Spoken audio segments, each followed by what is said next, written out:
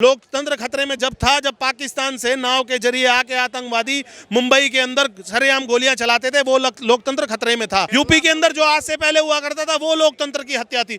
लोकतंत्र की हत्या ये थोड़ी होती है आज लेडीज खुला घूम रही हैं। यूपी के अंदर बदमाश एक फोन करके फिरौती नहीं मांग रहे हैं।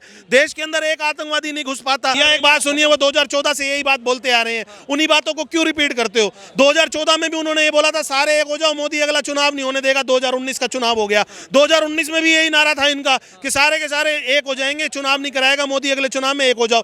तब भी यही था, 2024 में भी वही है। क्या नाम है आपका? मेरा अमित मिगलानी। अमित जी कहाँ के रहने वाले? मैं फरीदाबाद के रहने वाले। इस बार क्या मूड बनाए हैं आप? 2024 का चुनाव भी करीब है, क्या मूड है? अरे पिछले 10 साल से यही मूड है। मोदी क्या किया है मोदी ने इस बार? मोदी ने क्या नहीं किया भैया, आप बता दो।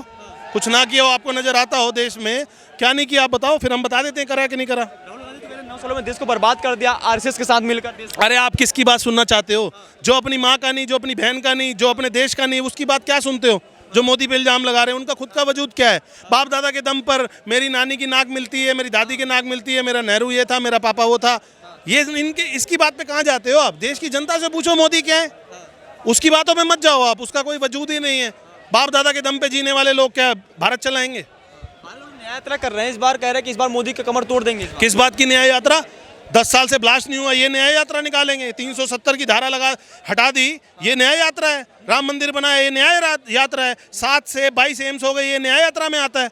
मेरे को इतना बताइए ना, 5 लाख का बीमा लोगों को, ये न्याय यात्रा में आता है। बिजली का बिल, हर जगह बिजली पहुंचाना। अरे भाई साहब, आप गिनते गिनते थक जाओगे। जैसे भगवान के अनगिनत काम होते हैं और आम आदमी नहीं बता पाता, ऐसे मोदी जी के अनगिनत काम है, उनको हम बता नहीं सकते।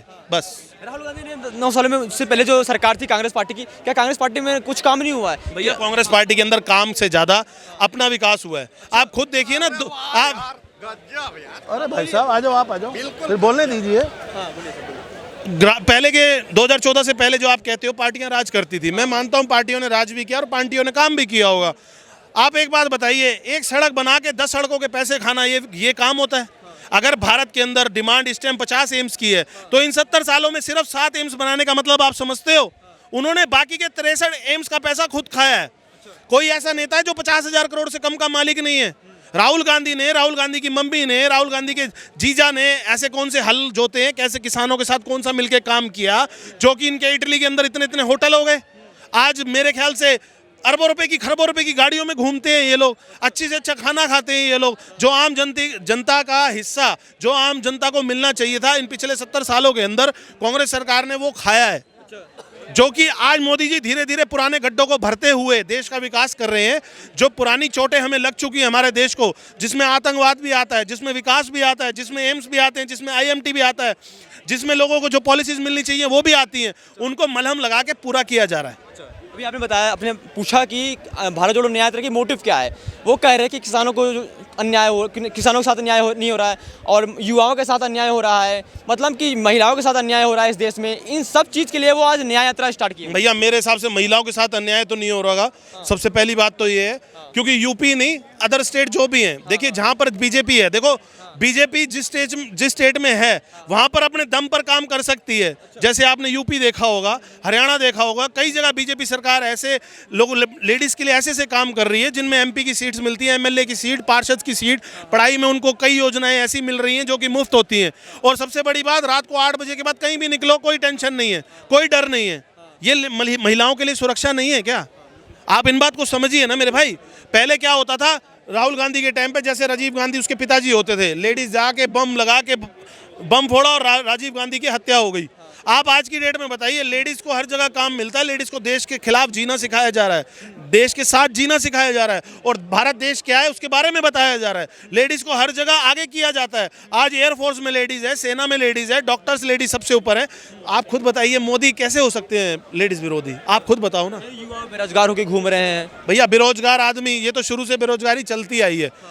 राजनीति के अंदर 3 मुद्दे हमेशा रहेंगे, आप कभी भी देख लेना, विपक्ष ये सवाल जरूर उठाता है। बेरोजगारी, आतंकवाद, और तीसरा चीज भैया देश की GDP, अर्थव्यवस्था, ये सब चीजें, और महंगाई भैया बता ही रहे हैं। आप इतना जवाब दीजिए, क्या बेरोजगारी आपको लगता है इतने लोग खड़े हुए हैं सारे बेरोजगार यहाँ पर माइक पर स्पीच देने आते हैं? भैया ये जॉब करके आते हैं, उसके बाद कहते हैं मोदी जी की कहीं से 2 भाषण देके मदद कर लें हम लोग। आप यहाँ पर देखोगे 90% मोदी समर्थक होता है, और जहाँ पर राहुल गांधी और केजरीवाल की बात छुड़ती है वहाँ पे चुटकुले शुरू हो जाते हैं। अरे यहीं से पता चलता है कि उसका मुकाबला मोदी जी से करना चाहिए कि नहीं करना चाहिए। मुकाबला नहीं होना चाहिए उनसे। देखिए अब उत्तर प्रदेश में सीट शेयरिंग पे जो एक अटकलें लगी हुई थी, अब सीट शेयरिंग उत्तर प्रदेश में भी हो गया है, दिल्ली में भी हो गया। अब आपको उत्तर प्रदेश में देखने को मिला होगा कि 2 जो युवाओं के जो आपको एक बात पता है, रामायण महाभारत भगवानों के टाइम से क्या चलती आती है पता है आपको? जब कोई आदमी इन भैया से लड़ नहीं पाएगा तो वो पता है क्या करता था? गठबंधन। इनको मारने के लिए गठबंधन करेगा, क्योंकि भैया अकेला मैं सक्षम नहीं हूं इनको हराने में, मारने में। तो भैया गठबंधन किया जाता है। गठबंधन किस लिए किया जाता है? कि एक अच्छे आदमी को हम अकेले दम पर नहीं हरा सकते हैं, तो गठबंधन करके चुनाव लड़ा जाता है। और इसीलिए ये गठबंधन सीट शेयरिंग हो रही है कि सिर्फ अपनी इज्जत बचाई जाए। वो मिलके भी कुछ नहीं कर पाएंगे मोदी जी का, इसीलिए वो लोग इकट्ठा होने की सोच रहे हैं। आप कह रहे हैं कि वो इकट्ठा हो रहे हैं मोदी को लड़ाने के लिए, वो कह रहे हैं लोकतंत्र खतरे में है, इसलिए हम आज एकत्रित हुए हैं लड़ने के लिए और मोदी से मुकाबला करेंगे। भैया लोकतंत्र खतरे में पता है कब था? लोकतंत्र खतरे में जब था जब पाकिस्तान से नाव के जरिए आके आतंकवादी मुंबई के अंदर सरेआम गोलियां चलाते थे, वो लोकतंत्र खतरे में था। जब कश्मीर के अंदर एक आम हिंदू, आम आदमी और कश्मीरी पंडित कश्मीर नहीं जा पाता था, वो लोकतंत्र की हत्या थी। बंगाल में आज भी लोकतंत्र की हत्या हो रही है, आप लोग खुद देखते हैं। यूपी के अंदर जो आज से पहले हुआ करता था वो लोकतंत्र की हत्या थी। लोकतंत्र की हत्या ये थोड़ी होती है आज लेडीज खुला घूम रही हैं, यूपी के अंदर बदमाश एक फोन करके फिरौती नहीं मांग रहे हैं, देश के अंदर एक आतंकवादी नहीं घुस पाता। ये लोकतंत्र की हत्या थोड़ी होती है। ये लोकतंत्र को बढ़ाया जाता है, लोकतंत्र को अच्छा बनाया जाता है। मोदी जी तो ये कर रहे हैं। खड़गे जी कह रहे हैं कि अगर 2024 में अगर मोदी सरकार आ गई तो चुनाव ही समाप्त कर देगी। भैया एक बात सुनिए, वो 2014 से यही बात बोलते आ रहे हैं, उन्हीं बातों को क्यों रिपीट करते हो? 2014 में भी उन्होंने ये बोला था सारे एक हो जाओ, मोदी अगला चुनाव नहीं होने देगा। 2019 का चुनाव हो गया, 2019 में भी यही नारा था इनका कि सारे के सारे एक हो जाएंगे, चुनाव नहीं कराएगा मोदी, अगले चुनाव में एक हो जाओ। तब भी यही था, 2024 में भी वही है। भैया मीडिया हो आप भी कुछ चीजें याद करो ना, आपकी भी याददाश्त अच्छी होनी चाहिए। 10 साल से वही बात वो बोलते आ रहे हैं, क्या चुनाव खत्म हो गए? आप खुद बताओ ना। अरे भैया वो देखो मेरी बात, राजनीति में विपक्ष क्या कहता है? विपक्ष कहता है जो मैं कह रहा हूँ वो सही है, और जो मोदी जी कह रहे हैं वो बेकार है। आपने केजरीवाल भूखे नंगे को देखा था ना? देखा था कि नहीं देखा? ऐसा सुकड़ा मरा सा था जब अन्ना के अनशन पे बैठा हुआ था। आज साले की इतनी तोंद बाहर है, बुरा मत मानना, गाली दे रहा हूँ क्योंकि मेरे मोदी को तू करता है वो, इसलिए गाली दे रहा हूँ। आज उसका पेट बाहर है, आप खुद देखो। 7 सम्मन ईडी के आए पड़े हैं, जाता नहीं है, कह रहे ईडी गलत है। भैया अंदर जेल में डालेगी ईडी, ये गारंटी है। 2-2, 3-3 मंत्री अंदर हैं उनके, 2-2 साल हो गए, जमानत तो नहीं हुई है आज तक। कहाँ का साफ, कहाँ का अच्छा, आप खुद बताओ ना। वो तो कह रहे हैं कि हम एक कट्टर ईमानदार है और सर्टिफिकेट भी दे रहे हैं अपने आप को, कह रहे हैं कि हमारे ऊपर जो ईडी की जांच जो आ रही है वो राजनीति से प्रेरित बता रहे हैं उसको। भैया एक गाना सुना है आपने एक गाना सुना है? पहला पत्थर वही मारेगा जो पापी ना हो। सुना था आपने गाना? जिसने पाप ना किया हो वही पहला पत्थर मारेगा। केजरीवाल खुद अंदर पापों के दरिया में खोकर बाहर निकला हुआ है।